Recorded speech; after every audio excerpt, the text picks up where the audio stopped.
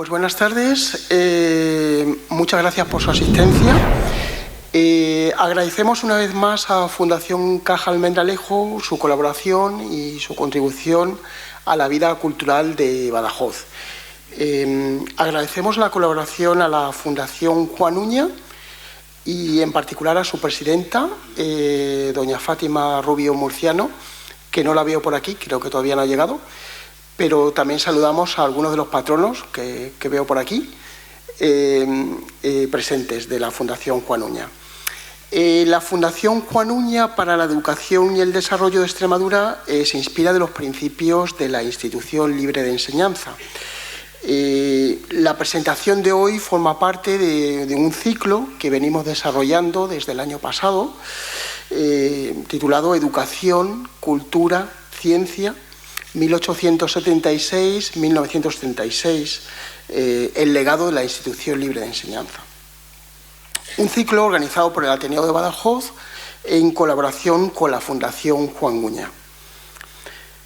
El nombre de Ramón y Cajal estuvo estrechamente vinculado a la Junta de Ampliación y Estudios, una de las muchas creaciones de la Institución Libre de Enseñanza.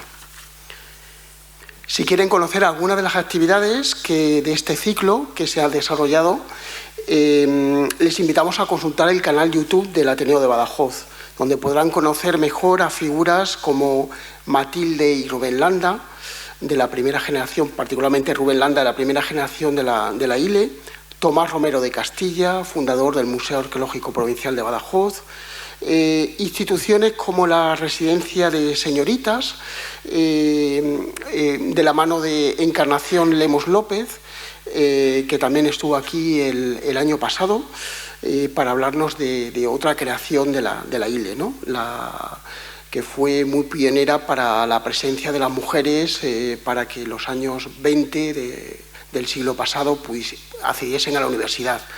El pasado mes de mayo, en un acto coorganizado por los Ateneos de Madrid y Badajoz, en los que el objeto del encuentro era la presentación de la biografía de Carolina Cornado, con las autoras Carmen Fernández Daza y Isabel María Pérez, pues en este acto coorganizado entre los dos Ateneos, aprovechamos la oportunidad para comentarle a Paco Cánovas, la asistencia de este ciclo, y le hicimos saber que nos gustaría contar con su participación para venirnos a hablar de Ramón y Cajal, y enseguida nos dijo que sí.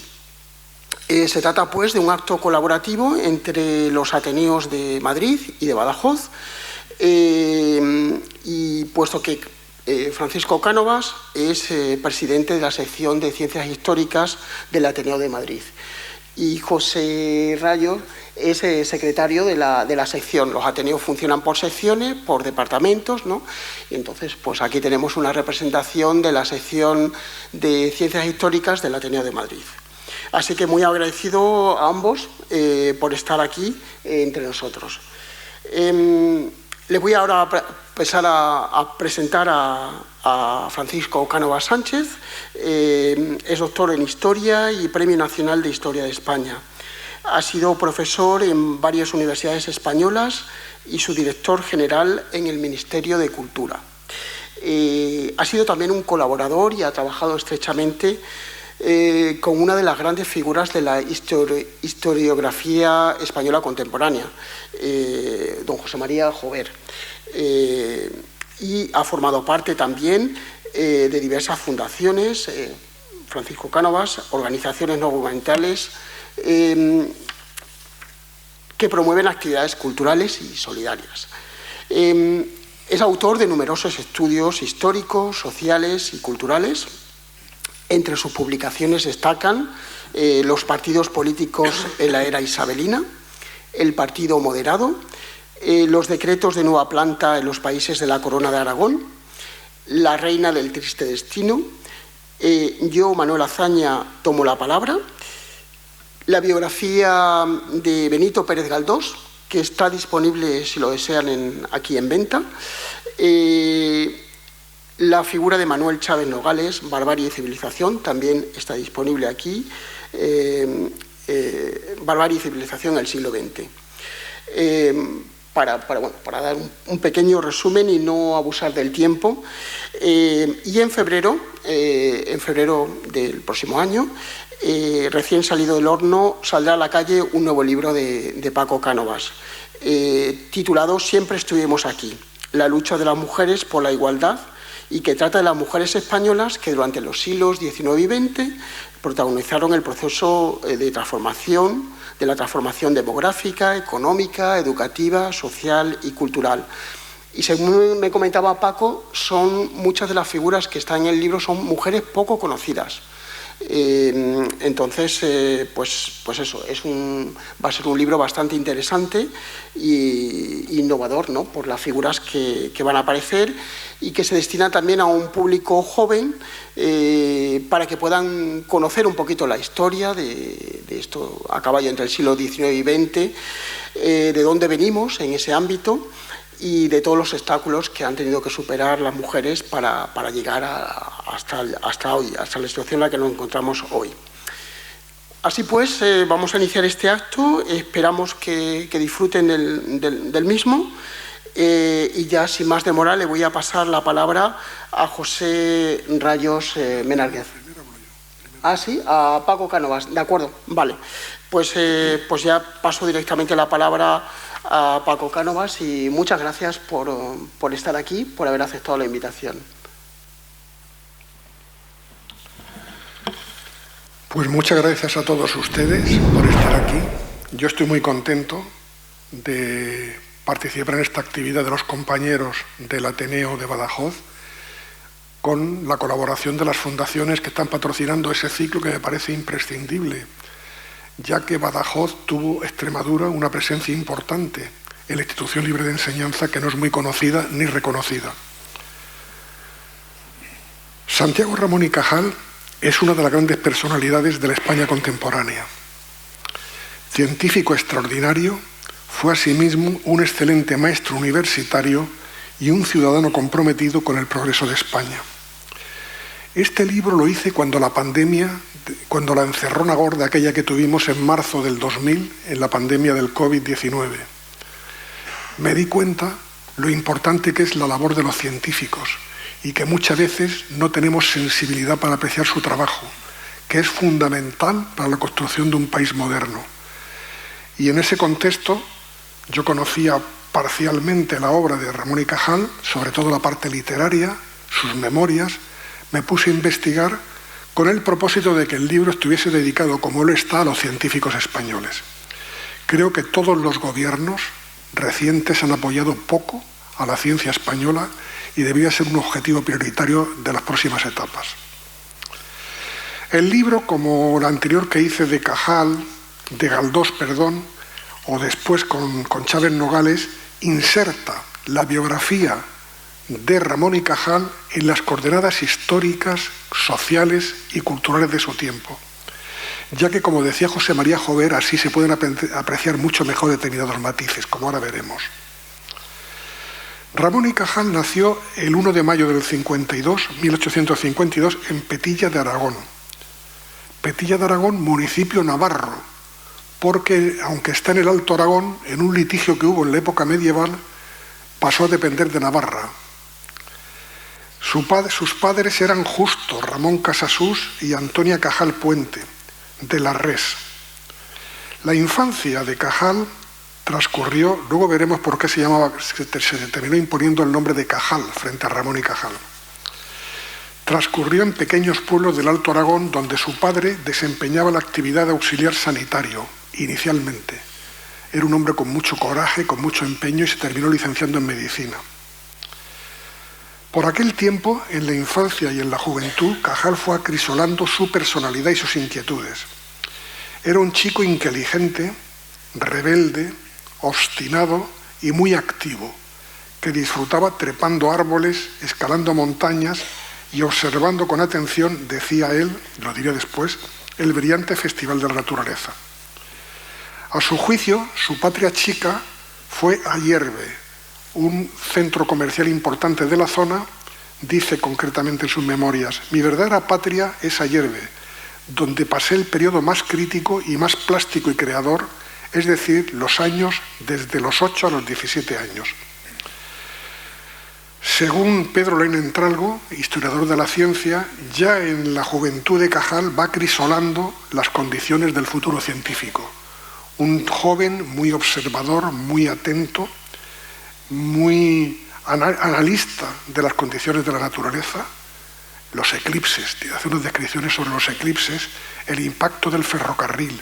Era una persona como muy observadora, muy analítica, y eso, según Leinentralgo, ahí ya se apuntan los primeros destellos del futuro hombre de ciencia.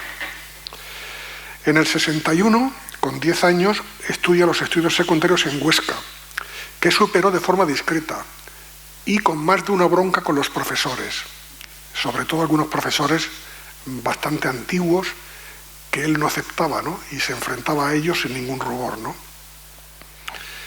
En Recuerdos de mi vida, que es su autobiografía, que es especialmente interesante hasta que tiene 30 años, cuando se va a la guerra de Cuba, que ahora comentaremos, después ya es más científico, menos autobiográfico, el segundo volumen. En el primero vemos a un Cajal bastante trasto, y él no se corta en manifestarlo, ¿no? Rebelde, trasto, inconformista, peleón, con algunos profesores y también con su padre. Su padre tenía una personalidad muy fuerte, quería que fuese médico porque sí, y Cajal no se deja. Cajal le encantaba inicialmente, luego lo desarrollará José Rayos, ser artista. Él quería estudiar Bellas Artes. Su padre le dijo, no, tú primero médico y luego ya haces lo que quieras, ¿no? Tuvieron muchos pulsos hasta el final de su vida su padre y Cajal. Bien, toda la vida, la biografía de Cajal transcurre entre, fundamentalmente, la crisis del reinado de Isabel II, la época de la Restauración, y después va a fallecer en el año 32 con la Segunda República. No tengo tiempo de analizar en el libro que se analiza todo esto con detalle, pero por ejemplo, Cajal, siendo un jovenzuelo, participó activamente con los chicos de Ayerbe en la celebración de la Revolución Gloriosa Democrática de 1868. Se puso por allí a desfilar, a participar en la fiesta, ¿no? Se implicó totalmente en el sexenio democrático, es cuando estudia en la universidad, se empapa del ambiente de cambio que hay entonces, vive toda la época de la Restauración, ahí ya va a ser un catedrático ilustre, como ahora comentaremos, culmina su carrera con grandes premios, como luego comentaremos, entre ellos el Premio Nobel de Medicina, y fallece cuando está iniciándose la Segunda República, que él apoya explícitamente. Cajal estudia medicina entre los años 69 y 1873, o sea, en el sexenio democrático de la Primera República, en la Escuela Libre de Zaragoza. La Escuela Libre era una institución que precedió a la Facultad de Medicina, que aprovechó el ambiente democrático y renovador del sexenio democrático. No tenía mucho interés. Cursaba medicina, él quería ser artista, y lo cursó de mala gana, porque el padre le apretaba. Él lo reconoció, dice, realmente estudié con esmero anatomía y fisiología. Las demás asignaturas, las patologías médica y quirúrgica, la terapéutica, la higiene, solo consagré la atención estrictamente precisa para obtener el aprobado. En esa etapa un poco de confusión, tenía 4 manías o 4 debilidades, que eran la gimnasia, el dibujo, la filosofía y la literatura. Realmente esas 4 manías que decía él le influyeron mucho en su personalidad. De las artes plásticas no digo nada porque lo desarrolló José Rayos después, pero por ejemplo fue un gran gimnasta. Cuando era estudiante universitario iba a un gimnasio muy conocido en Zaragoza y a cambio de impartir clases prácticas de anatomía y fisiología a todos los miembros del gimnasio, él no pagaba, porque tenía poco dinero como estudiante, las clases las sesiones del gimnasio, ¿no? De hecho, hubo una etapa también que estuvo interesado por el culturismo, se ve por ahí en algunas fotos con unas posiciones un poco llamativas, ¿no? La filosofía para él era esencial, se interesó mucho por ella y aunque no profundizó demasiado, siempre dijo que su concepción de la filosofía le había ayudado a ser mejor científico. Y la literatura también. Él escribió una docena de libros literarios, que luego comentaremos. En el 73, cuando tenía 21 años, se licencia en medicina y reconoce que la universidad fue importante para él ya entonces. Dijo: hijo soy de la universidad, a ella le debo lo que sé y todo lo que valgo. Como cuando era joven era un poco aventurero, inicialmente se presenta a las oposiciones para el cuerpo de la sanidad militar. Las gana y es teniente con la categoría de médico de segunda clase, que es destinado en Lérida, en la zona donde se producían incursiones de las bandas de los grupos carlistas. Está allí, no participó en muchas refriegas de primera línea, no tuvo heridas, por ejemplo, conflictos serios, pero, entre tanto, la guerra de Cuba en el 73 se complicó y Castelar hizo un concurso para dotar de médicos a la isla, al ejército de España en Cuba, y justo sale Cajal elegido y con el rango de capitán médico se desplaza a Cuba. No os lo pilló de mala gana, porque él tenía ese espíritu aventurero que he dicho, y también tenía una imagen, había leído muchos libros de viajes, y tenía una imagen idealizada de América y de Cuba. Ahora, lo que se encontró allí fue tremendo. Una humedad muy alta, un calor sofocante, muchas infecciones propagadas por mosquitos, y lo cierto es que al cabo de 2 años se enfermó gravemente de paludismo y disentería, y quedó imposibilitado para el servicio. Catalogado de que padecía caquexia palúdica grave, se declaró inutilizado en campaña y regresó a España en el año 75. Estuvo un par de años con problemillas de salud, pero el apoyo de su familia hizo que se recuperase. Tuvo una bronca entonces con su padre, porque el padre quería que fuese médico clínico y él quería en cambio decantarse hacia la docencia. Él impuso su carácter, uno de los muchos pulsos que se echaron los dos, y fue designado ayudante interino de anatomía en la Escuela Libre de Zaragoza, que al poco tiempo se transformó en Facultad de Medicina. En el 77 alcanzó el grado de doctor en Madrid, en la Universidad Central, la que ahora es la Complutense, que entonces era la única facultad para emitir el grado de doctor, y nada más volver a Zaragoza es designado por oposición director de los museos anatómicos de la Facultad de Medicina de Zaragoza. Ya orientado hacia la actividad docente, opta a las oposiciones de catedrático de universidad en anatomía e histología en Valencia, gana las oposiciones, era una época de mucho caciquismo, pero ya el tribunal observa las cualidades que él tenía, pese a que era muy joven, y la etapa de Valencia va a ser decisiva. La etapa de Valencia estuvo solamente 3 años, pero allí la llamaban la Atenas la Atenas de España. Encontró un ambiente científico moderno que amplió sus miras científicas, profesionales, investigadoras. Conoció el darwinismo, el positivismo. Entró porque valoraba mucho la actividad social en el Instituto Médico Valenciano, el Casino de Agricultura, el Ateneo de Valencia, y participó en muchísimas actividades. Ya veremos ahora después que para él toda persona tenía que involucrarse en actividades sociales, comunitarias, porque eso le enriquecía. En el 85 hubo una epidemia grave de cólera, sobre todo en la mitad oriental, en Valencia sobre todo, y la Diputación Provincial de Zaragoza le encomendó el estudio de la epidemia y de ver qué alternativas había para combatirlas, ¿no? Durante 4 meses se recluyó en una casa que tenía su padre allí en Aragón, y hizo un informe titulado Estudios sobre el microbio vírgula del cólera y las inoculaciones profilácticas, que confirmaba los hallazgos de Robert Koch y de Jaime Ferrán sobre el agente causante del cólera. Entre otras cosas, en este informe, por primera vez en la historia de la medicina, postuló Cajal la vacuna química, que no empleaba microorganismos vivos. La Diputación le regaló, como agradecimiento de su trabajo, un moderno microscopio Zeiss que utilizó muchísimo a partir de entonces y se lo llevaba siempre a todos lados cuando participaba en congresos internacionales. En el 87, Cajal encontró el camino que facilitó sus grandes descubrimientos. Se desplazó a Madrid para participar en una oposición de la cátedra de anatomía, pero aprovechó para estar en todos los círculos científicos de la capital.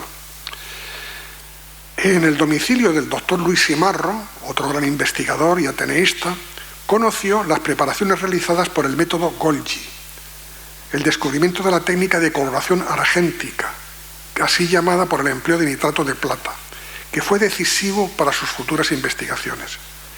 Por primera vez, con este método, pudo ver las células nerviosas completamente impregnadas en su totalidad, lo cual le permitió realizar importantes descubrimientos sobre la estructura y fisiología del sistema nervioso. La etapa valenciana, como he dicho, fue muy grata, tuvo varios hijos allí, se encontraba muy a gusto, pero Cajal aquí podía haberse retirado. Viniendo de donde venía, que era de una familia humilde, que creció y salió adelante con muy pocos apoyos, de catedrático en Valencia, podía haber estado divinamente. Pues no. Él era una persona muy ambiciosa, legítimamente ambiciosa, y veía que necesitaba dos cosas. Tener un laboratorio moderno, bien dotado, que no existía en Valencia, ni en la mayoría de las universidades españolas, y en segundo lugar, necesitaba posibilidades de publicación de sus descubrimientos y de interconexión con los grandes científicos europeos. Por esa razón, opositó a la Cátedra de Anatomía e Histología de Barcelona, ganó la oposición y allí fue dando pasos adelante en sus trabajos de investigación. El año 1888 fue decisivo.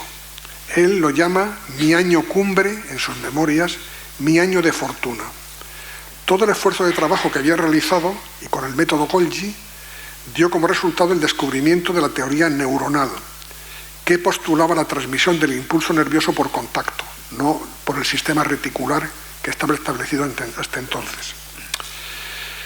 Este descubrimiento, él intentó ir entonces al Congreso de la Universidad de Berlín de Anatomía e Histología, donde iban los mejores científicos de toda Europa. Pidió permiso a la universidad y no le dieron permiso. Pidió una ayuda económica para ir y no se la dieron. Le dijeron que le daban 15 días, pero que se fuera por su cuenta. Con sus ahorros familiares, la mujer recorrió al padre. La mujer de Cajal, Silveria Fallanás, es una mujer importantísima en su vida. Luego, ese caso en el coloquio profundizo. Posiblemente Cajal no habría sido lo que fue sin el apoyo de su mujer. Una mujer humilde, de formación básica, pero que llevaba toda la casa, crió muchos hijos y sobre todo fue un apoyo fundamental emocionalmente y profesionalmente para Cajal, cosa que él reconoció explícitamente en varias ocasiones. ¿Qué pasó en el 88? Pues que con las ayudas de la familia se va a Berlín en tren con sus pruebas, con sus descubrimientos y su microscopio Zeiss. Llega a Berlín y le ningunean. Un español aquí que pinta. ¿Qué pinta España en la ciencia europea, en la histología, en el sistema neuronal, en el sistema nervioso? Él, que era un hombre con mucha entereza, lo lleva con calma. Hay dos secciones, una sección de conferencias teóricas y una sección de pruebas prácticas. Él se apunta a las demostraciones prácticas. Cuando empieza la parte de las sesiones prácticas, ve que no le prestan ninguna atención, ninguna. Se dirige a algunos congresistas, les pide por favor que vayan a verlas. Al ver que era un español, ni caso. Y como era una persona, como he dicho, con mucha entereza, se fue a por Kolliker. Kolliker era el gran maestro del sistema nervioso de aquella época, ¿no? el gran investigador. El maestro, por favor, venga usted aquí, lo llevó allí, vio sus demostraciones, se quedó impresionado y rápidamente Kolliker llamó a todos los popes de los diferentes países a que lo vieran. A partir de ese momento, Kolliker, Hertuchen, Hist, Recius, Waldeyer, los grandes investigadores europeos van a ser los embajadores de Cajal, van a ser su red de difusión de descubrimientos y, entre otras cosas, van a ser sus padrinos para que sea el premio Nobel y otros premios que consiguió. Como decía, en otra circunstancia, otro profesor se habría retirado, no habría ido a Berlín. Y él, sin embargo, se chupó el viaje en tren de Barcelona a Berlín y, bueno, y consiguió el objetivo que seguía, ¿no? En el 92, como Cajal seguía empeñado en tener medios y recursos, oposita a la Cátedra de Histología y Anatomía Patológica de la Universidad Central de Madrid y compite con algunos profesores relevantes como Luis Simarro, al que me he referido, o Ramón Varela, que por ejemplo era una persona muy allegada a Francisco Giner de los Ríos, el padre de la Institución Libre de Enseñanza. Pero bueno, Cajal ya entonces tenía un cartel importante y gana la oposición holgadamente, y Madrid va a ser importante para lo que él quería. Le montan un laboratorio, por llegar él, moderno, muy bien dotado, lo mejor que había en aquella época en España, accede a editoriales y va a tener apoyos para concurrir a los principales congresos internacionales.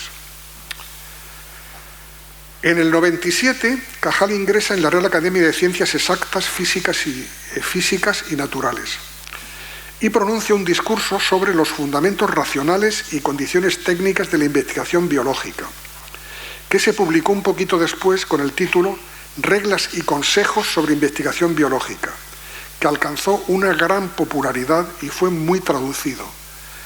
Gregorio Marañón le consideraba este libro la Biblia de los científicos.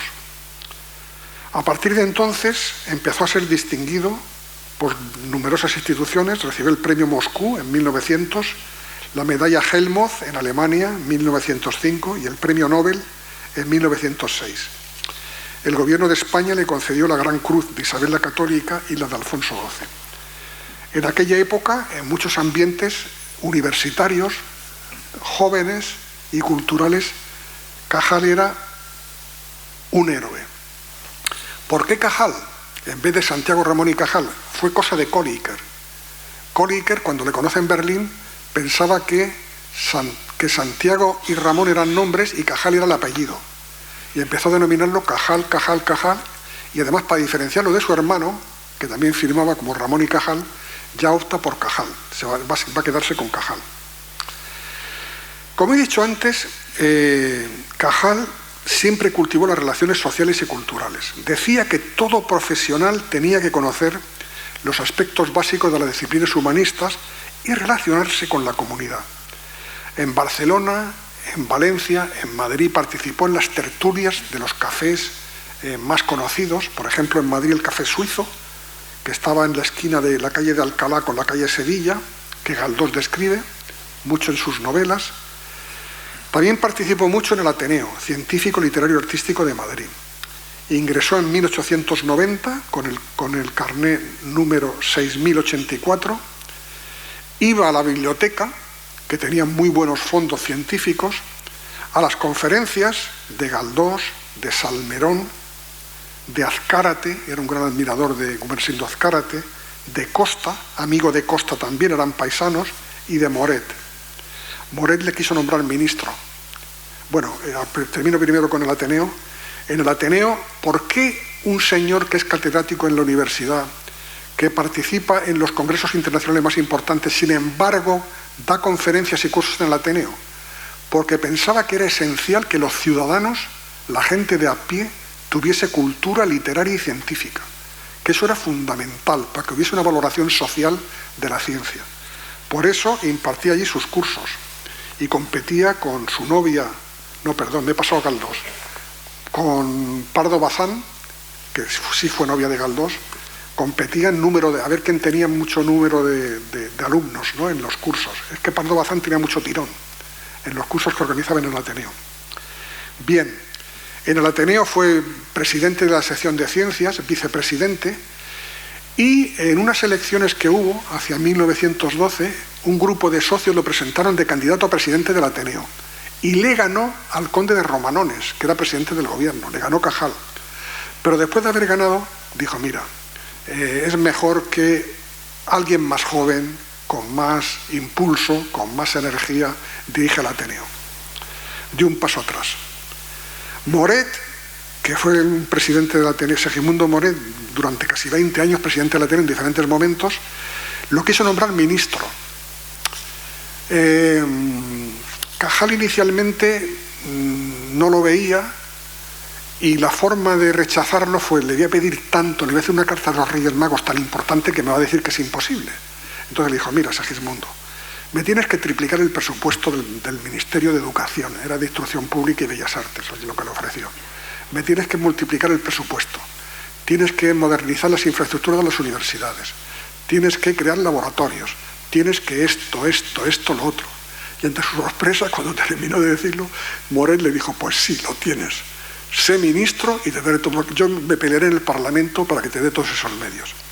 Sin embargo, un poquito después fue a un congreso internacional en Lisboa y allí sus colegas le convencieron de que su papel sobre todo era en la ciencia y que no debía dejar el camino científico, y finalmente rechazó ser ministro. Bien, Cajal no es muy conocido, pero fue un gran regeneracionista. Estuvo en primera línea con Galdós y con Costa en la crisis del 98, cuando España pierde la guerra con Estados Unidos y pierde las últimas colonias de Cuba, Puerto Rico y Filipinas, y hay una gran crisis nacional. El me duele España, España se hunde.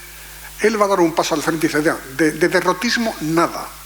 En esto él y Galdós comparten la misma posición: de derrotismo nada. Hemos perdido esa guerra porque ha habido una retórica patriotera. No hemos reconocido que el adversario era más fuerte que nosotros. No hemos sido inteligentes en la gestión de la crisis. Y aquí, más que llorar, lo que hace es ponerse en marcha. Y para ponerse en marcha, España necesita la palanca de la educación, la cultura y la ciencia. Solo si España tiene un impulso, saldrá adelante. Esto lo reflejó en muchos escritos, participó en muchos debates, publicó muchos artículos en prensa, pero post scriptum, que es el epílogo de Reglas y Consejos sobre Investigación Científica, allí sintetiza todas estas ideas, ¿no? Dice que hay que superar los efectos negativos del analfabetismo, el atraso científico y el déficit tecnológico, y que las palancas del futuro de España son la educación, la cultura y la ciencia, y que este proyecto de reconstrucción y modernización tiene que ser impulsado por todos, desde las clases privilegiadas a los trabajadores, y especialmente se refiere a los jóvenes. Por eso, cuando le dan el premio Nobel y la Facultad de Medicina le rinde un homenaje, dirige unas palabras de agradecimiento y dice: hoy, más que nunca, urge este supremo llamamiento al heroísmo del pensar hondo y del esfuerzo viril. Me dirijo a vosotros, los jóvenes, esperanza del mañana. En estos últimos luctuosos tiempos la patria se ha achicado, pero vosotros debéis decir: a patria chica, alma grande. Amemos la patria, aunque no sea más que por sus desgracias. Al final de su libro autobiográfico, Recuerdos de mi vida, dijo uno de los principios rectores de su pensamiento. Dijo: solo la acción intensa en pro de la verdad justifica el vivir y consuela del dolor de la injusticia. Realmente, como dijo Carlos Jiménez Díaz, otro gran científico, otro gran médico, que era su médico personal, en una bonita necrológica que publicó en Ahora, en el periódico Ahora, cuando falleció,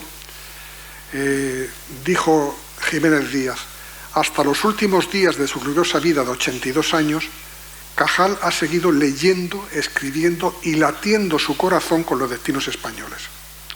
Bien, ya hemos destacado su labor científica, aportaciones fundamentales sobre el sistema nervioso, el sistema neuronal, los procesos de regeneración y degeneración, la función de la glía, la retina, otros aspectos que le convirtieron en uno de los fundadores de la neurociencia moderna. Pío del Río Ortega, uno de sus grandes discípulos, también candidato al premio Nobel, afirmó que la ciencia brotaba a raudales de su talento. Hizo una gran labor de magisterio durante 40 años en las universidades de Valencia, Barcelona y Madrid.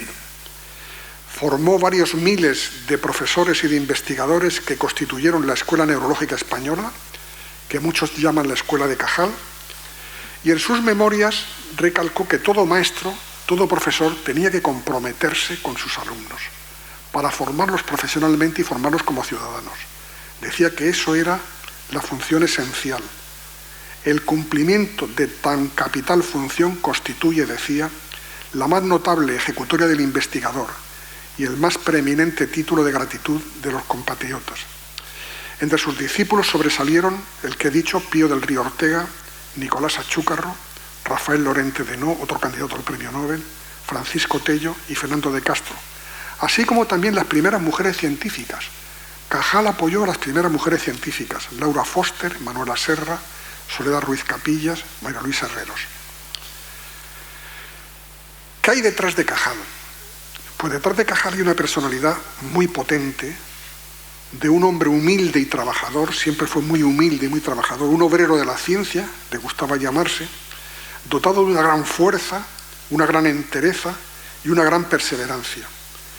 Federico Lóriz, catedrático compañero suyo en la Universidad de Madrid, decía que cuando se marcaba un objetivo iba a por él hostil a los convencionalismos sociales, con la vista fija en el ideal, sin detenerse, siguiendo metódica y laboriosamente su camino.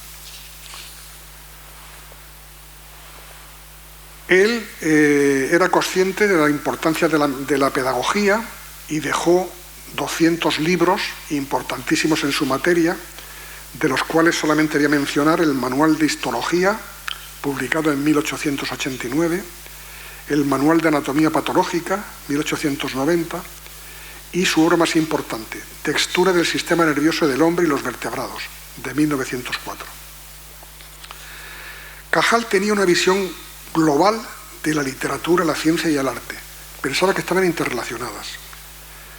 Como literato, escribió una docena de libros donde destacan Recuerdos de mi vida, Reglas y consejos sobre investigación científica y Cuentos de vacaciones.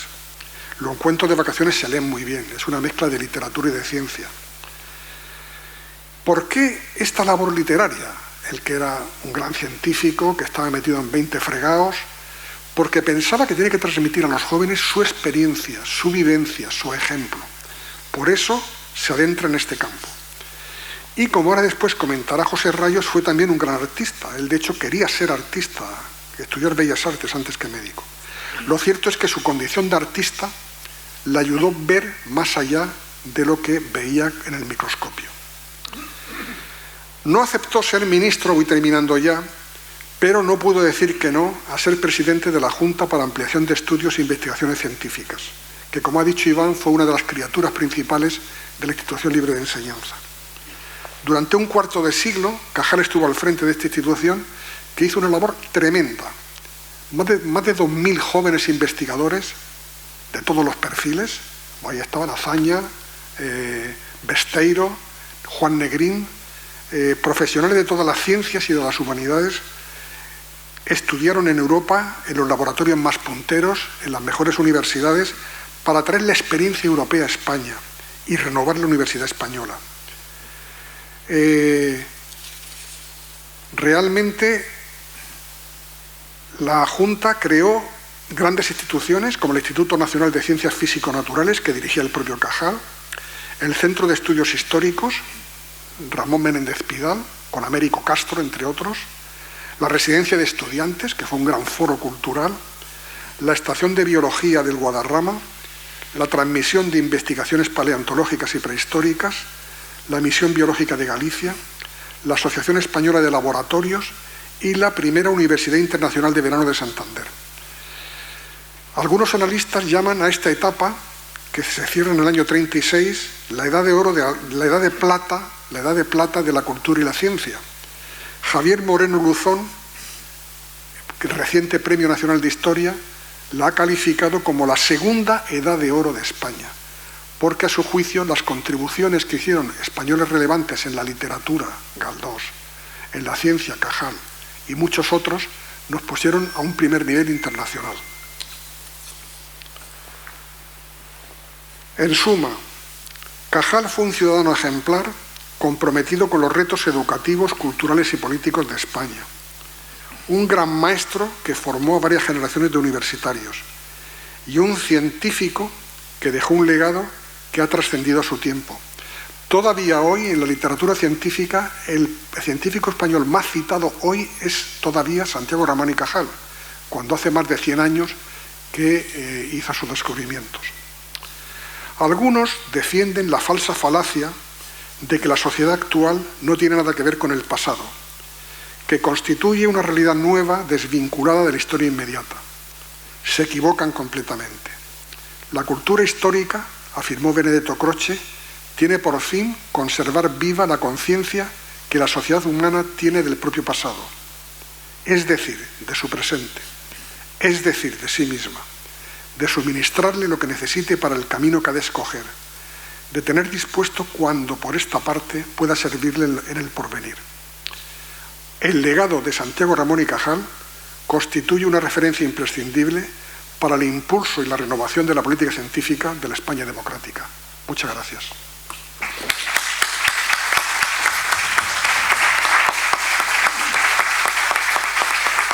Bueno, brevemente presento a José Rayos. Ya ha dicho Iván que es el secretario primero de la sección de Ciencias Históricas del Ateneo. Natural de Orihuela, es un gran experto en Miguel Hernández, ha hecho muchísimas actividades de difusión del poeta oriolano. Habitualmente imparte conferencias en el Ateneo de Madrid, en la Fundación Progreso y Cultura, en la Universidad Popular de Barajas y en muchos otros sitios. Es doctor en Historia del Arte y de Estudios Culturales y Literarios. Muchas gracias. Muchas gracias.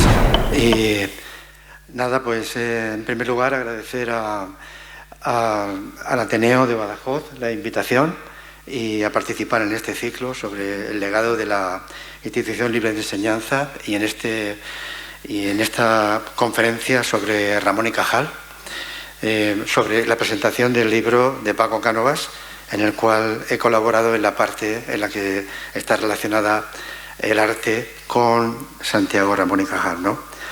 Porque además de maestro, científico y humanista, Santiago Ramón y Cajal era artista, un excelente dibujante y un excelente pintor. Y juntos, el Cajal artista y el Cajal científico han demostrado que el arte y la ciencia, es decir, la imaginación, la invención y la intuición, por un lado, y el razonamiento deductivo y la investigación, por otro, mantienen no solo un diálogo, sino una estrecha colaboración en el camino hacia el conocimiento. En este camino, tanto las artes como las ciencias buscan la verdad y los dos, entre los dos, la encuentran. Así lo cree Gregorio Marañón, médico, científico, todos conocéis, historiador, y lo hace con esta frase inspirada precisamente en su maestro Ramón y Cajal: por la ciencia como por el arte se va al mismo sitio, a la verdad. Lo dice en su libro de La medicina y los médicos, de 1962. Frase que a propósito se puede ver escrita en uno de los murales de la estación del metro de Madrid. Gregorio Marañón, si vais por allí, la línea 7, está esta frase junto con otras muchas más. Claro, lástima es que allí todo el mundo va con prisas y nadie se fija en estas cosas, ¿no? Veamos cómo Cajal llegó a la verdad por la ciencia como por el arte. Un poco nos vamos a aproximar a este tema. Como artista, desde muy joven, entre los 12 y 16 años, Cajal solía dibujar todo lo que le llamaba la atención. Era una verdadera obsesión y siempre procuraba reproducirlo con la máxima fidelidad. Era muy, muy meticuloso. Tenemos aquí el dibujo de una niña y la ermita de la Virgen de Casbas de Ayerbe, que desde luego, pues, por la edad que tenía, pues era bastante precoz. El dibujo, este último de la ermita de Ayerbe, está coloreado con acuarelas y el otro pues está hecho como pastel, como el pastel, con lápiz con té y estas técnicas que se llevaban antes. Mientras estudiaba el bachillerato, ayudaba a su padre dibujando huesos del osario del cementerio de Ayerbe para sus estudios anatómicos. O sea, quiere decir que su padre lo utilizaba en este sentido, ¿no? Pero claro, a su padre le dijo que quería ser pintor, como ha dicho Paco antes, pero Él le dijo que no, porque no era un buen oficio y era muy difícil ganarse la vida con eso, incluso con la recomendación de su profesor de dibujo, León Abadía, que le dijo y le recomendaba que fuera a Bellas Artes. Se negó absolutamente, que sea médico, como ha dicho Paco, y luego que sea lo que sea, que haga lo que quiera, ¿no? Y claro, dijo que no, aun haciendo estas cosas, porque seguía siendo bastante joven y hacía este dibujo del campesino, luego está Retrato de mujer, que tiene ahí anotado el visto bueno de su profesor, León Abadía, y luego también manejaba el óleo, como en estos casos. Aquí tiene un paisaje y luego pues una historia derivada de sus lecturas románticas, ¿no? Y estas cosas, ¿no? En su etapa universitaria, se licenció en medicina con 21 o 22 años, realizaba dibujos anatómicos para su padre, médico de la Beneficencia Provincial y profesor interino de disección. Como veis, no paraba de dibujar, y además su padre, aunque le negaba que fuera a Bellas Artes, le ayudaba muchísimo, ¿no? Siendo médico y destinado en Cuba, realiza esta acuarela, Paisaje de la Manigua, que está en una especie de cuaderno. Él llevaba cuadernos y anotaba cosas y dibujaba todo lo que veía. Se llama el cuaderno de la trocha. Esto lo hacía cuando leía y pintaba para desconectar de las tragedias de la guerra, que tuvo que ver muchas allí, ¿no? Si os fijáis un poco, capta en este dibujo, capta esta especie de luz húmeda tan característica de los ambientes tropicales, y tiene las características de como si fuera un paisaje simbolista, ¿no? Que esto coincide un poco con su personalidad y su carácter más bien reservado y solitario, una cosa común en los pintores y artistas simbolistas. Y luego también esos trazos que también pues rozan un poco la técnica de los impresionistas, ¿no? Después de regresar de Cuba, fue ayudante interino de anatomía, practicante de primera clase en el Hospital Nuestra Señora de Gracia, en Zaragoza. Y ya como profesor interino en la Facultad de Zaragoza realizó dibujos anatómicos como estos. He puesto unos cuantos, por ejemplo, en este primero más grande, óleo sobre lienzo, que es un dibujo utilizando la técnica de los colores del óleo de una manera estupenda, porque veis ahí cómo maneja en los fondos los colores negros y el color azul, que son colores que se alejan mucho, que si pintáis una habitación de azul parece que es más grande. Y luego él utiliza los colores cálidos, los rojos y los amarillos incluso, para sacar todo lo que tiene que sobresalir sobre ese fondo, que en este caso las vísceras, las venas y todo eso. Era desde luego un gran conocedor de la técnica, como científico también, ¿no? Estos dibujos están en el Atlas Anatómico de la Universidad de Zaragoza, una colección de 49 dibujos de diferentes partes del cuerpo humano, de los cuales 12 son atribuidos a Cajal, aunque solo 3 llevan su firma. En realidad Cajal nunca dejó de dibujar, de ser artista. Lo hacía en sus clases, llenando de dibujos las pizarras, que era muy espectacular. Algunos, por ejemplo, Gregorio Marañón lo recuerda, dice que era una cosa increíble cómo llenaba las pizarras con sus notas y apuntes. Y en sus paseos también anotaba lo que pillaba, por ejemplo, en estos casos estos apuntes del cráneo y estos también apuntes de embriología. Y este paisaje natural, cuando paseaba, pues se dedicaba a pintar paisajes, árboles o ruinas, ¿no? Yo creo que efectivamente, desde el punto de vista profesional, podría haber llegado a ser un gran artista. Si empezaba así, pues desde luego con esa inquietud, creo que su habilidad para el dibujo era excepcional y desde luego fue fundamental para sus descubrimientos, como lo veremos ahora. Pero antes vamos a hacer repasar un poco el arte español de la época. En su tiempo, nació en 1852, finales del siglo XIX, principios del XX. En España no se tuvo en cuenta el legado de Goya, que murió, como sabéis, en 1828. Goya se enfrentó a la academia por los métodos que empleaba esta academia, ¿no? El objetivo de la Academia era copiar la realidad lo más firmemente posible, lo más fielmente posible, siguiendo normas muy estrictas. Entonces, el Goya se enfadaba con los profesores diciendo que dejaran ya de guiar tanto la mano de los alumnos, ¿no? Porque era demasiado estrictos, ¿no? En ese sentido.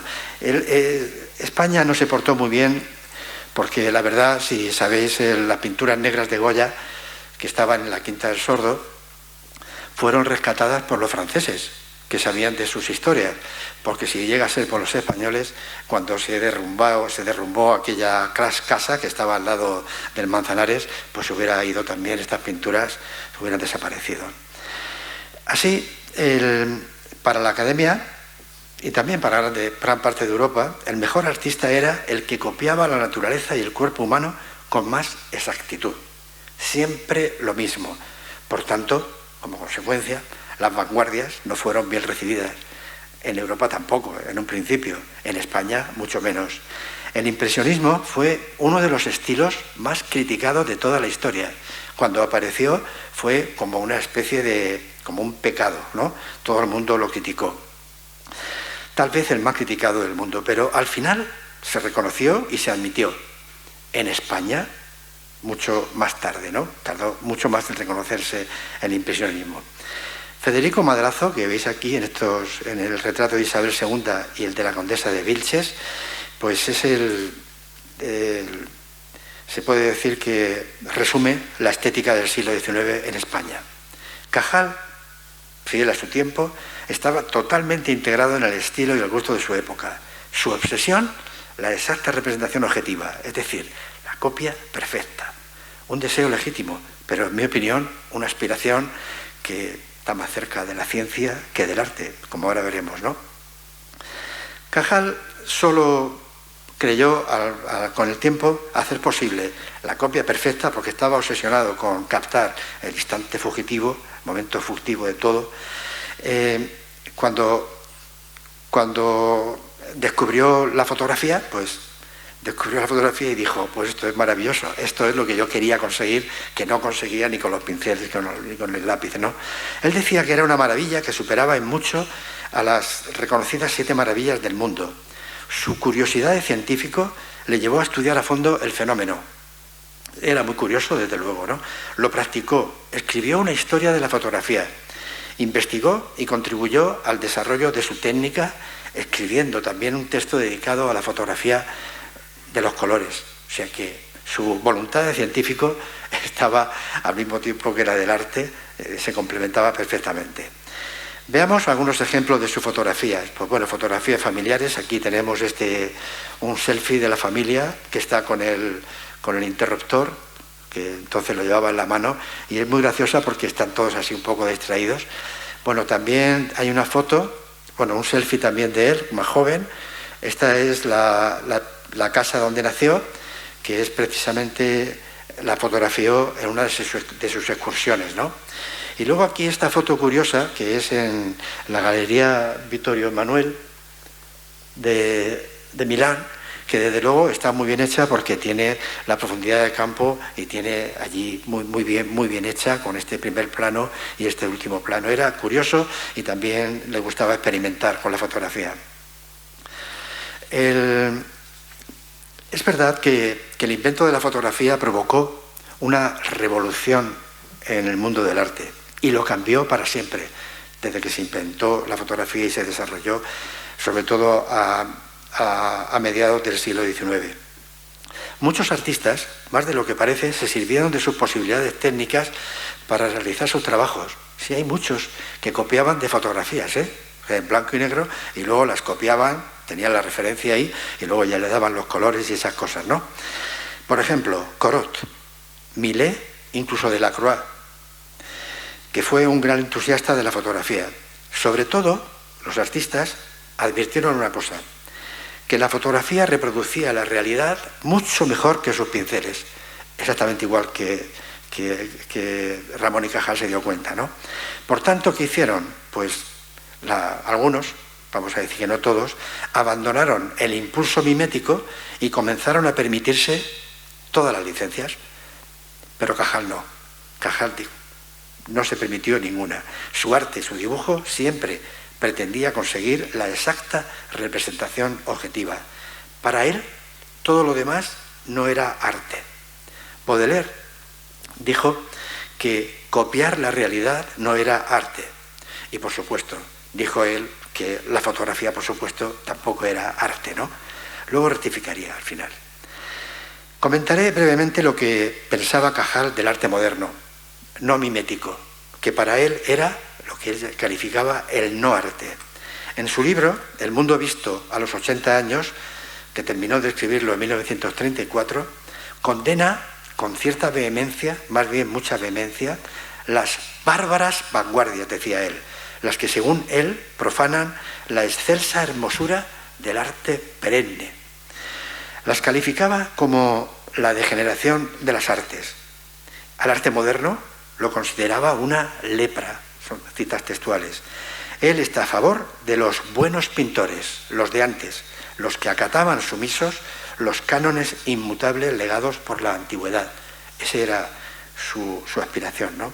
Y las vanguardias, comentaba, son modas ultrapirenaicas que han contaminado, por ejemplo, a artistas españoles, a Anglada Camarasa, contaminó también a Miró, a Cosillo, a Vázquez Díaz, a Gutiérrez Solana, incluso a Zuloaga. Fijaos, se lo criticaba, porque de vez en cuando se desviaba un poco, pero a ellos los consideraba todavía curables. Del expresionismo y el cubismo dice que son como cosas de perturbados y de niños, un sarampión, que por suerte se ha extendido muy poco por España, ¿no? Desde luego, un hombre de carácter, sin duda. Aquí pongo dos ejemplos de arte degenerado, Pablo Picasso y Kirchner, que son de 1910, que lo conocería seguramente. Pero, sin embargo, este Cajal artista, perfeccionista y radicalmente antivanguardias, con su idea de sumisión al canon clásico y al dibujo perfecto, incluso conocimiento de fotografía y microfotografía, fue el que interactuó con el Cajal científico, ese que buscaba la verdad en su investigación. Esta confluencia dio como resultado nada más y nada menos que el Premio Nobel de 1906. Decía Cajal que a la ciencia no iban más que los artistas. O sea, que para ser científico había que ser primero artista. Y efectivamente, sus dibujos fueron fundamentales en el proceso recorrido en su investigación para demostrar su tesis. Pero él, sí, a la ciencia no van más que los artistas. Pero, decía después textualmente, los artistas, solo los artistas que son capaces de convertir la mano en un instrumento de precisión, como la suya. Con infinita paciencia, Cajal dibujaba a mano alzada lo que veía a través del microscopio. Son los dibujos histológicos o los tejidos de los seres vivos, como este que vemos aquí y estos que vemos aquí. Él mismo decía que todo se lo debía a sus aficiones artísticas, a su habilidad prácticamente, a sus extraños dibujos realistas como estos, cuyos detalles, dicen, se miden por milésimas de milímetro, pero que descubren mundos misteriosos de la arquitectura del cerebro. Y es verdad, son como mundos misteriosos, pues sus dibujos, realizados con muchísima paciencia, no solo reflejaban lo que él veía, sino que revelaban lo que al parecer en su tiempo nadie podía ver con los medios técnicos disponibles.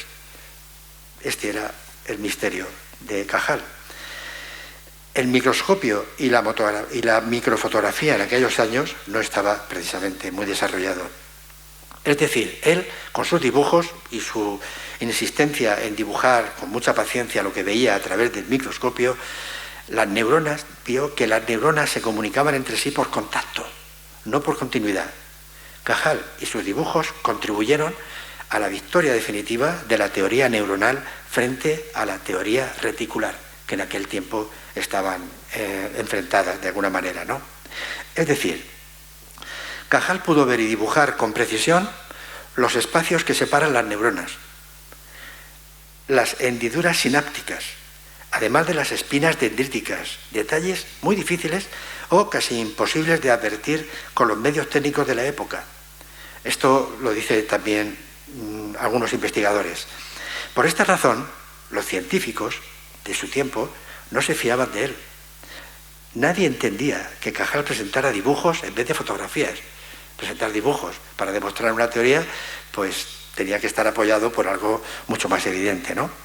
Ante las críticas, en uno de sus discursos, Cajal insistía siempre, dijo que ilustraba sus descripciones con figuras copiadas de lo que veía en el microscopio aplicando el método de tinción de Golgi y uno de su invención, más preciso, decía él.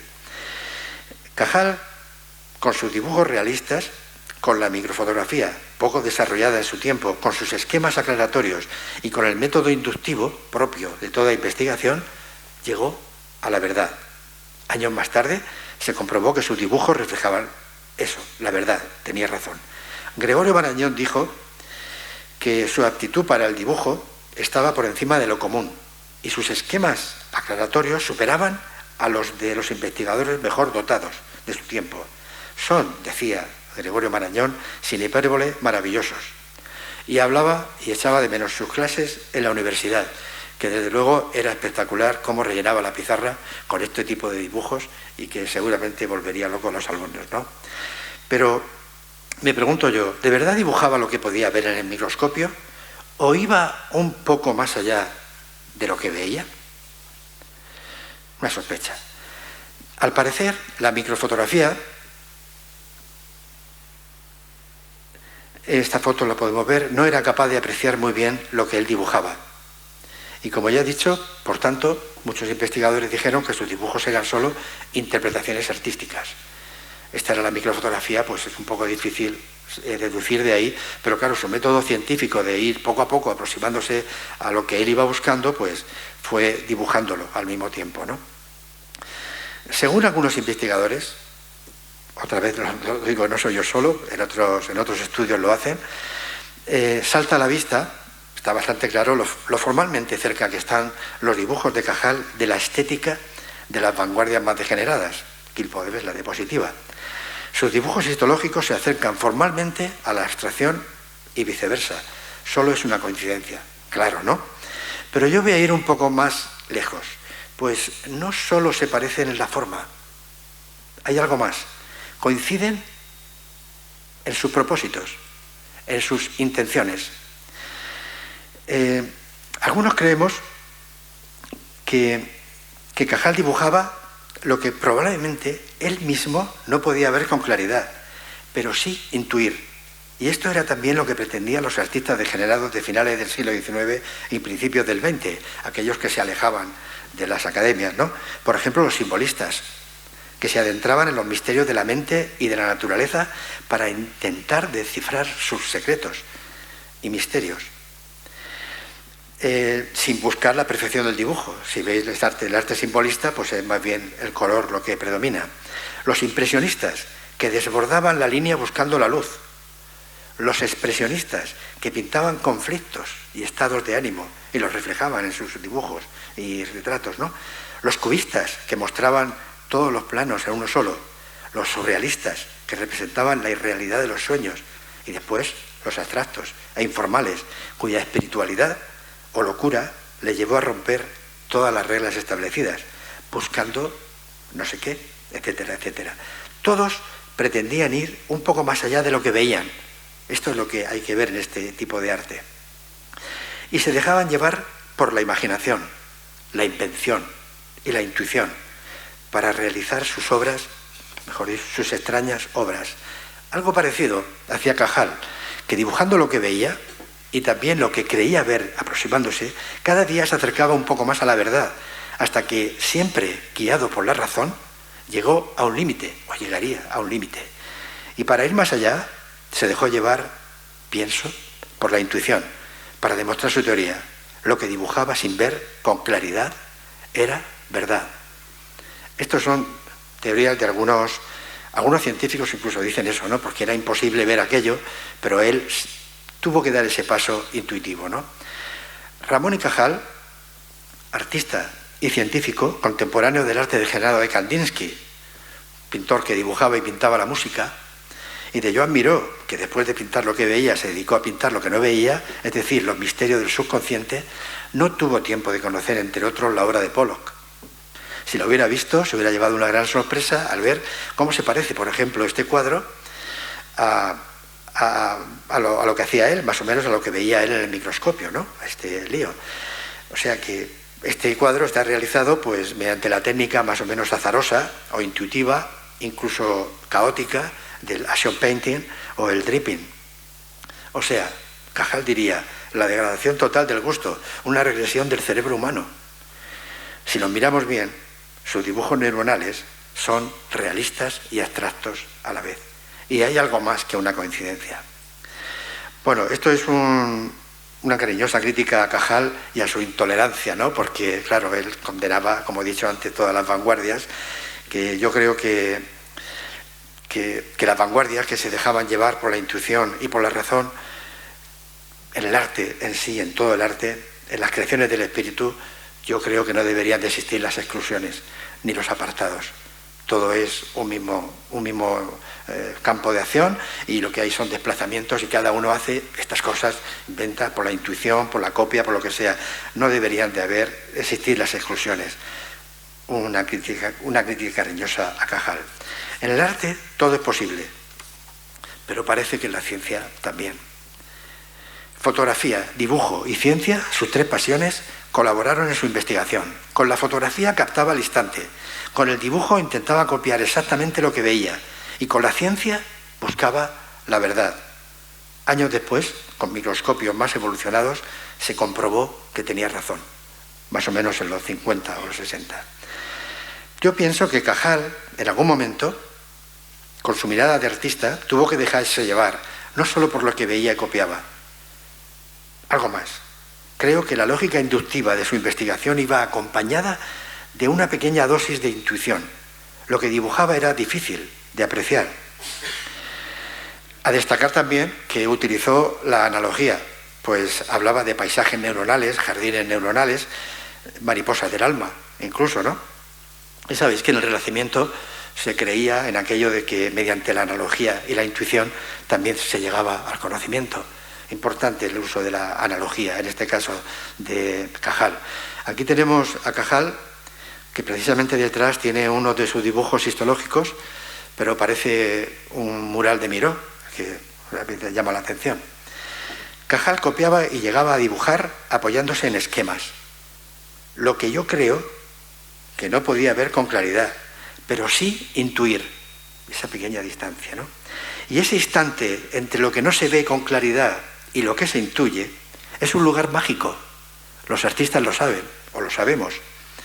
Y desde ese lugar tan impreciso y abstracto, donde el arte es capaz de combinar, ojo, intuición y ciencia, Cajal demostró su tesis con sus dibujos.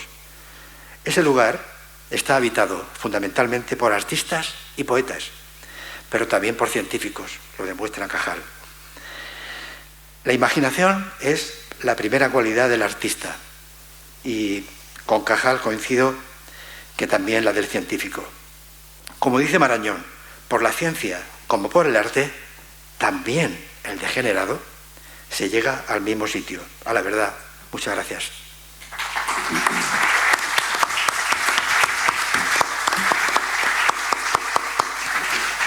Muchas gracias, José, muchas gracias, Paco, por esta visión tan completa de Ramón y Cajal. Seguro que, como a mí, a vosotros también os habrá pasado que esa faceta del Cajal artista, como también la faceta del Cajal hombre comprometido con su país y con su tiempo, y que creía en esa tríada de la educación, la cultura y la ciencia para avanzar como país y para resolver los problemas que acuciaban a España en su tiempo, pues es una visión muy completa. Muchas gracias a los dos por ilustrarnos. Y como decíais, 100 años después, Cajal sigue siendo la referencia más citada, ¿no?, en el mundo científico en España, ¿no? Y bueno, un ciudadano ejemplar, un humanista, sin palabras, ¿no? Impresionante. Así que vamos a abrir el tiempo del coloquio, porque también es importante que os expreséis y que deis vuestra opinión, vuestras impresiones, alguna pregunta que queráis hacer.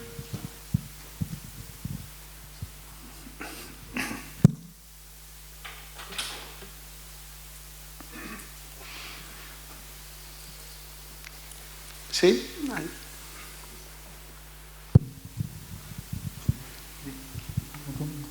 Bien, yo quería hacer dos preguntas, uno para el profesor Francisco y otro para el profesor José. La primera pregunta, profesor, sería, ¿cuáles serían estas condiciones para que apareciese otra persona de tal envergadura como los que fueron Santiago Ramón y Cajal o Severo Ochoa, en vista de que actualmente no sé si existen este tipo de personajes actualmente o qué es lo que está sucediendo para que impida esta aparición? Esa sería la primera pregunta. Y la otra para el profesor José, sobre la base de esta conexión entre, como lo puntualizó, entre el razonamiento deductivo y la capacidad creadora, desde el punto de vista educativo, ¿dónde debemos de focalizar nuestra atención?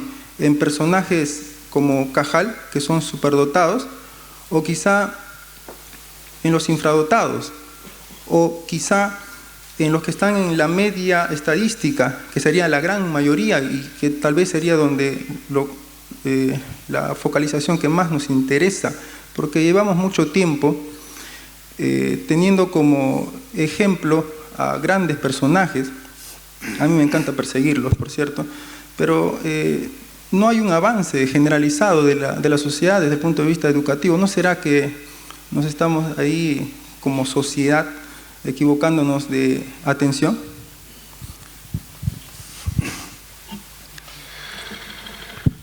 Bueno, Cajal es un buen ejemplo de talento y de esfuerzo personal, ¿no? Él nace en un entorno muy humilde, muy humilde. En sus memorias dice que cuando era niño a veces rozaba el hambre. En una provincia rural atrasada, Huesca, asiste a una universidad muy limitada, se quejaba de la carencia de laboratorios modernos en las universidades.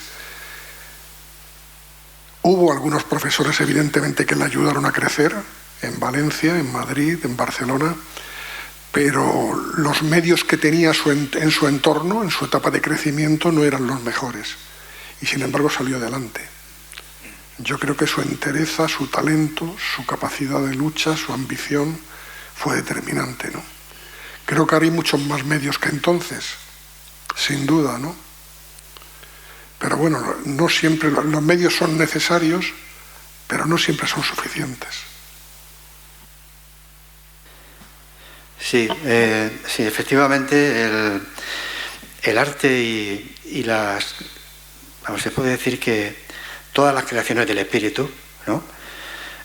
han sido desarrolladas al mismo tiempo, ¿no? Por ejemplo, puedo decir que el ejemplo de Cajal, pues aquí hemos visto sus obras, pero también podemos ver en Galdós, que también era un gran artista y tenía una obra muy, muy interesante.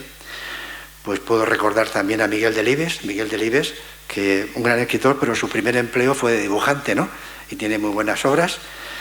El arte ha estado siempre acompañando a muchas personalidades muy importantes en el mundo, es verdad. Que el arte esté de alguna manera acompañando a la gente que nos consideramos normales, a nuestra educación, pues por desgracia vamos por un camino completamente equivocado. Recuerdo que en el año 1970, creo que un nuevo plan de estudios, no me acuerdo cuál fue, quisieron eliminar las bellas artes y la filosofía de los planes de estudio. O sea, que quiero decir que esto va a ser una desgracia, porque si en un momento lo consiguen, pues nosotros, todos los que se van a crecer, científicos, gente normal como nosotros, los escritores, pues van a dejar de tener una de las formaciones más importantes que hay, que es la humanística. Entre ellas está el arte, y eso va a ser una pena, un desastre, ¿no? Porque eso nos ayuda. Bueno, el ejemplo de Ramón y Cajal es evidente, ¿no? Pero también, pues recuerdo el ejemplo de Benito Pérez Galdós, que él, cuando escribía en sus libros, tenía descripciones de cuadros de la antigüedad. Y él lo que hacía también muchas veces es coger cuadros, inspirarse en cuadros para hacer escenas que estaban en el siglo XIX. O sea, quiero decir que todo esto, imaginaos, si las bellas artes y la filosofía las separamos de los currículos o abandonamos esto de educar en el plan de estudios, pues será un desastre, nos haremos todos robots. Robots es lo que vamos a tener. Gracias.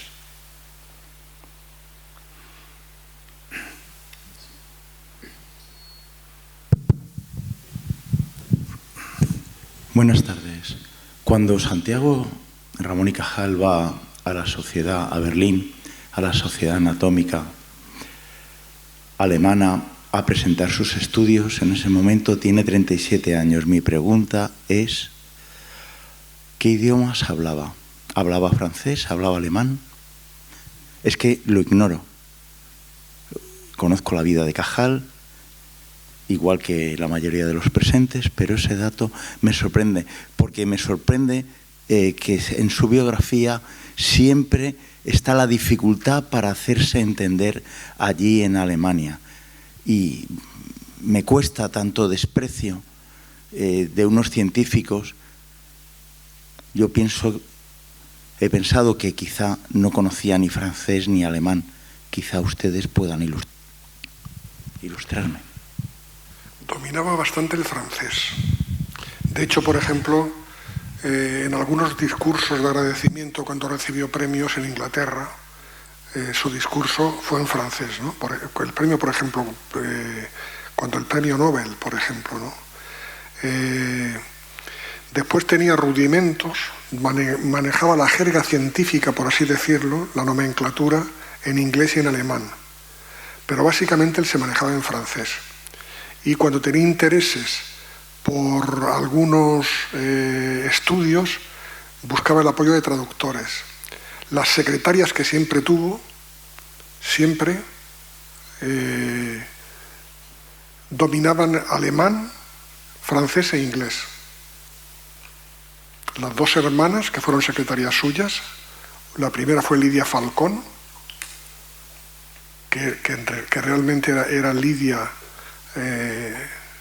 Irene Falcón, que era Irene Lewy, pero después cogió el nombre de Falcón, de su marido, porque se casó en Escocia con menos de 18 años, y su hermana Enriqueta Lewy, de origen judío las dos, habían pasado por el colegio alemán y hablaban muy bien el alemán y el inglés.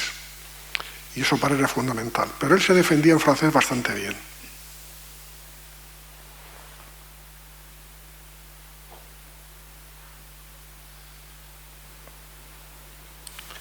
Bueno, yo mismo un poquito. La mujer de Cajal. Cajal tenía ideas patriarcales. Si se leen escritos suyos, ve que tiene un concepto de la esposa, de la mujer, del hombre, ¿no? Como una mujer que contribuya a que el hombre desarrolle su misión en la vida pública, ¿no? O en la vida profesional. Si bien hay que decir que valoraba mucho el esfuerzo que estaba haciendo la mujer en el campo de la educación y también apoyó a las mujeres en el campo de la ciencia, y a Marie Curie la puso siempre como ejemplo para sus discípulas, ¿no? Su relación con Silveria Fallanas fue muy buena. Se ha dicho mucho sobre ello, pero estuvieron juntos hasta que falleció ella, que murió 2 años antes que él, y él reconoció siempre el papel tan importante que había jugado en su vida personal, llevando la gestión de la casa, criando a los hijos, que tuvo 7 hijos, y también apoyándole en el laboratorio y en la fotografía. Era una excelente fotógrafa, ¿no? Poco antes de que falleciera, hizo varias declaraciones reconociendo que él no habría salido adelante con los problemas de salud que tuvo después de Cuba sin el apoyo de su mujer, y que no habría podido desarrollar su carrera científica sin su apoyo. Eso es así. Dicho lo cual, como en el caso de Galdós, pues eran hombres de su tiempo. Hombres que, por ejemplo, Galdós y Cajal apoyaron la candidatura de Emilia Pardo Bazán a la Real Academia Española, que fue rechazada por ser mujer, solamente por eso, ¿no? Cajal y Galdós la defendieron públicamente, con Giner de los Ríos, por ejemplo. Pero aún así, en sus relaciones personales, tenían muchos ribetes de la cultura patriarcal de su tiempo. Con todo lo cual, la relación de Cajal y Silveria fue muy buena.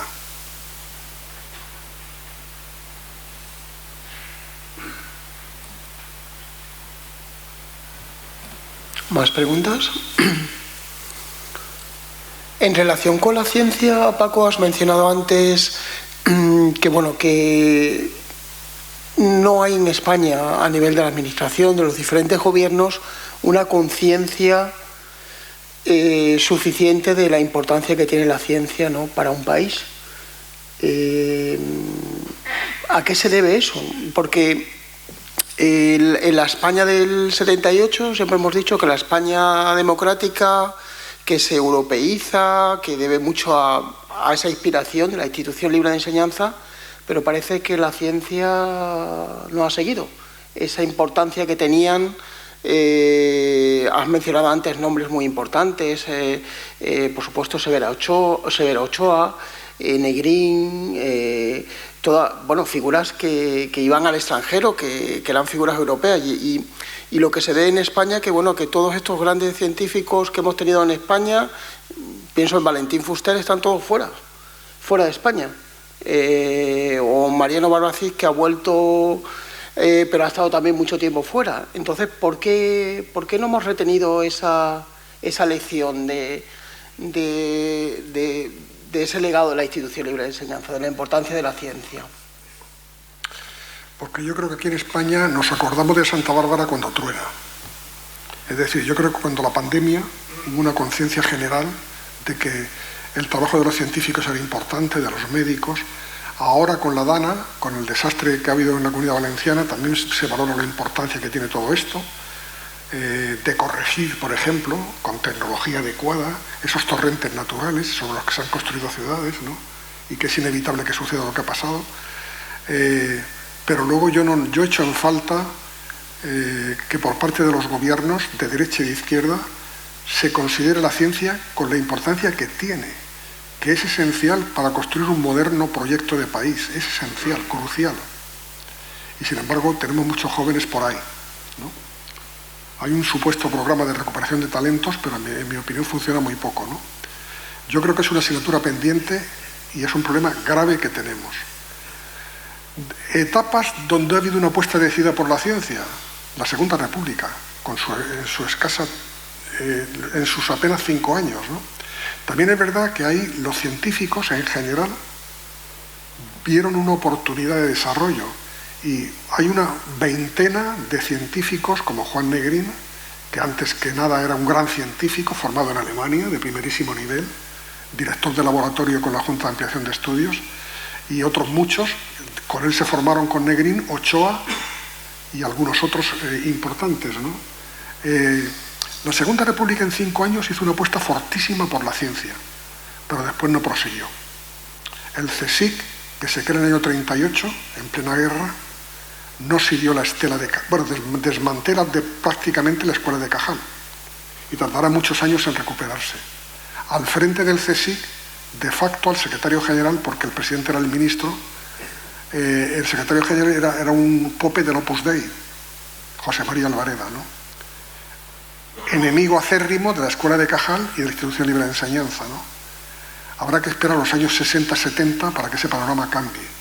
Pero yo creo que ha habido discontinuidades que son muy graves,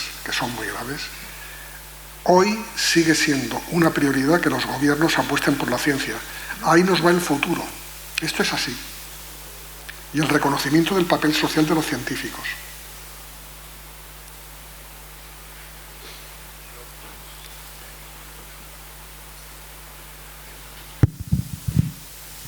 Buenas. Algunas pinceladas sobre la institución libre de enseñanza de Cajal, vamos. Pues sí, en este libro hay un capítulo dedicado a eso, ¿no? Cajal no fue un institucionista de primera línea, no lo fue, pero sí tuvo mucha relación con la institución, con los debates que se plantearon desde la institución por Salmerón y por otros, por ejemplo el debate del atraso científico de España. Ahí entró a saco Cajal, como Salmerón, como Simarro, como otros científicos, ¿no? Diciendo, Cajal es muy duro en este tema, en sus escritos. Viene a decir que la cultura católica conservadora y la Inquisición habían frenado el avance de la ciencia. Entonces, Cajal participa en los debates que promueve la gente de la Institución Libre de Enseñanza y él se va a las clases de Francisco Giner de los Ríos, él que era un científico, a las clases de Derecho en la Complutense, se va a las clases de Moraita, de Historia, otro institucionista importante, de Gumersindo de Azcárate. Él quería aprender y se metió en el aula, siendo catedrático en Madrid de Anatomía, ¿no? Y fue un hombre muy cercano a Giner de los Ríos, a Salmerón, a Gumersindo de Azcárate especialmente, y participó en el boletín escribiendo artículos, tuvo un papel bastante activo, es un hombre muy cercano.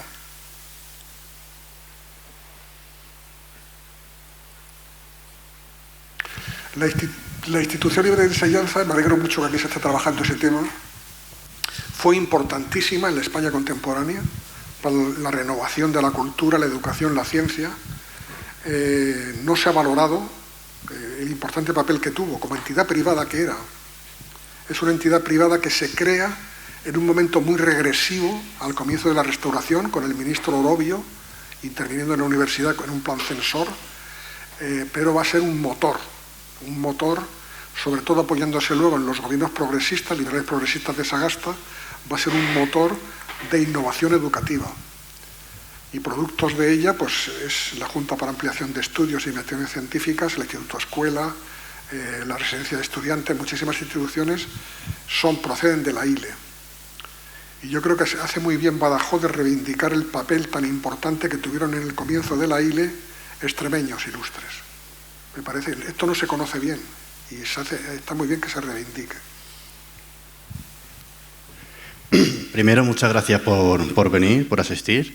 Y quiero hacer una pregunta, sobre todo que nuestro querido personaje participó en el Ateneo de Badajoz. Quería haceros una doble pregunta, porque esta persona ha destacado por ser científico, pero podía haber sido un gran artista, un gran político.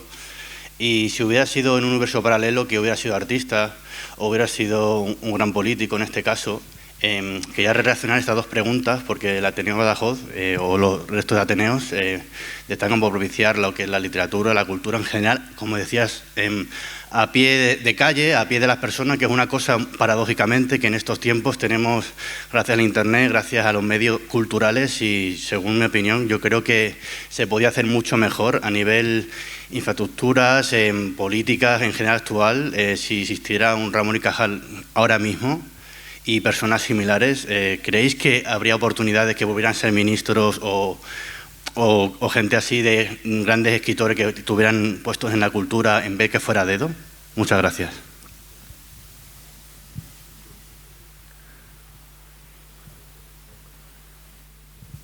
Bueno, siempre ha habido gente de la cultura que han tenido un pie en la política, ¿no? Por ejemplo, Jorge Semprún, un hombre de una trayectoria. Yo tuve la suerte de trabajar con él en el Ministerio de Cultura, le conocí personalmente bastante, sobre todo a través de su sobrino, Joaquín Romero Maura, que era como su jefe de gabinete, y me conocía como historiador y me metió en el núcleo de Semprún, donde había gente muy interesante. Ahí estaban Nicolás Sánchez Albornoz, estaba Javier Pradera, Santos Juliá. Era un poco un Sanedrín que él tenía. Se reunía en el ministerio para hablar de política, de la actualidad, de los retos culturales. Y bueno, Semprún para mí fue una pena cuando se fue al cabo de 2 años, porque sí simbolizaba muy bien el intelectual, el hombre de la cultura, con experiencia política, ¿no? No siempre ha sido así. Muchas veces cultura se deja en los gobiernos de coalición para el otro. Es una María, y yo creo que es un error, porque educación, cultura y ciencia, como decía Cajal, son palancas fundamentales para el progreso de España, ¿no? Yo creo que sí que hay que fomentar eso, que artistas, que escritores, que agentes de la cultura se tengan un compromiso político. Eso es bueno. Bueno, pues una última pregunta antes de cerrar.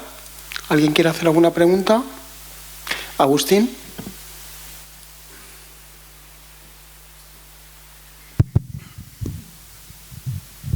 Hola, muchas gracias.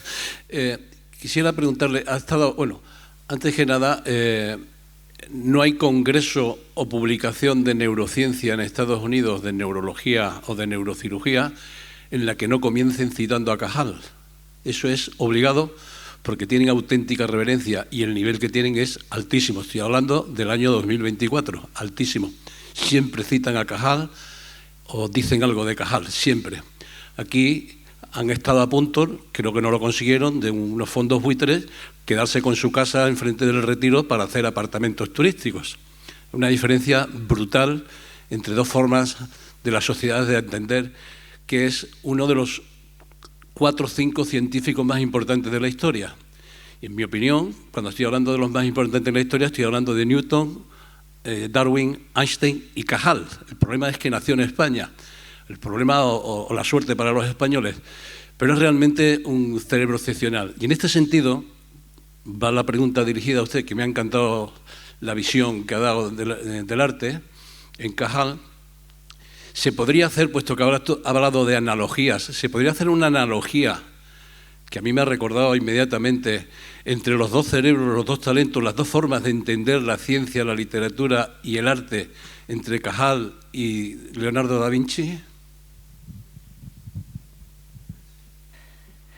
Pues sí, se podría hacer, sí, perfectamente, porque Leonardo era un inventor. O sea, Leonardo realmente diseñaba él sus propios inventos y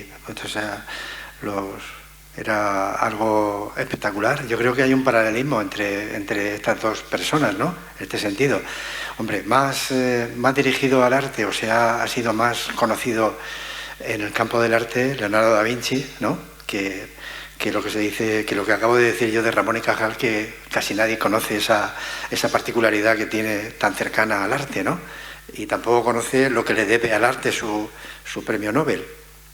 Pero yo creo que sí, porque la analogía yo creo que es válida y se puede hacer con otros muchos más, ¿eh? O sea, que no es solamente con ellos, porque estas personas eran, los saberes del Renacimiento, pues eran como, sabían de todo. O sea, quiero decir que eran muy curiosos, se metían en todo, hacían lo posible por mejorar todo lo que había. Por ejemplo, pues Leonardo da Vinci, pues que todo lo que tocaba, lo que hacía era desarrollarlo, pintarlo, sobre el cuerpo también, sobre el cuerpo humano, hizo muchas cosas.